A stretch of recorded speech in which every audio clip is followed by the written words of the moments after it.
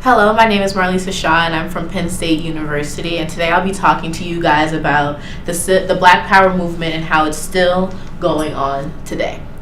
So, a lot of you guys have probably heard that the Black Power movement and the Civil Rights movement is very much correlated. In fact, some people say that the Black Lives Matter movement is just another civil rights movement. However, I find that very difficult to believe or wrap my head around, because I can't really see how those that are from the civil rights movement, only 36% of those people even agree with the Black Lives Matter movement.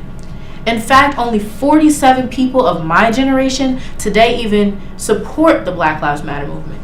And how is that? How come in the civil rights movement, a lot more than merely just 47 people, not even half, can support the movement of that time, but today, again, not even half can support the rights of equality? And how come that movement is still going on today? We thought we've come so far. And let's take a moment to think about the time of 1965. 1965, the civil rights movement had been misunderstood as something violent, but in fact, it was led by people like Dr. Martin Luther King in a peaceful protest. And yet, there was still police brutality. How would you feel if you were the person who all you wanted to do was drink from the water fountain, and yet you were sprayed by hoses? Or what if you just wanted to go to the bathroom because you just can't hold it to go all the way down the street to your bathroom? How would you feel if that was the case and you were just beat because you wanted to stand in a certain spot, or when you got onto the bus you had to go to the back because that's where you were supposed to be, because everything was separate but equal? Why is that? Would you be okay with that? So then today we have people saying that the Black Lives Movement resembles that, and that today is so much better than in 1960 or 1612. How is that okay?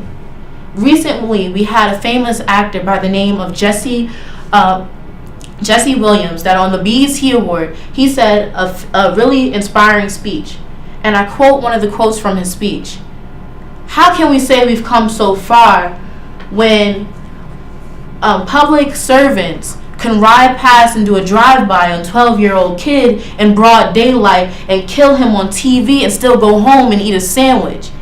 How can we say to Rika Hunt that that's okay, that 2012 is better than 1612 or 1712? How can we tell Sandra Bland that that's okay? Or how can we say that at all, that today is better than then, when these things are still happening?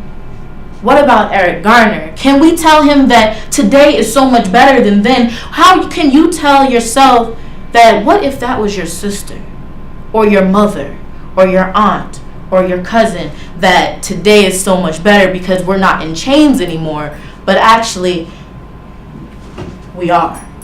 How could you say that's so much better?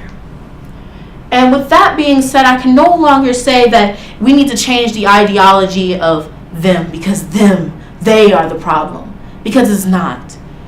Together, we've gotten entirely too comfortable with saying, look at where we came from. It's okay. The laws have changed. But for me, I cannot understand how the ideology is not changed. Why is it that I still walk onto the bus and I still go to the back? There's no sign that says I have to.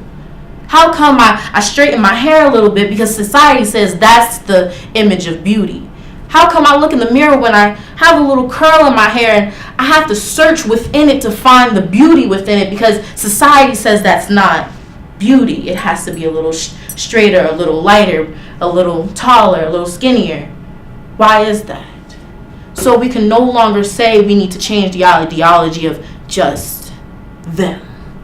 We need to come together and change the ideology of all of us and bring together not just they did that and it was wrong and we're still in this together. So I ask all of you guys to take a moment and think, it's not just them.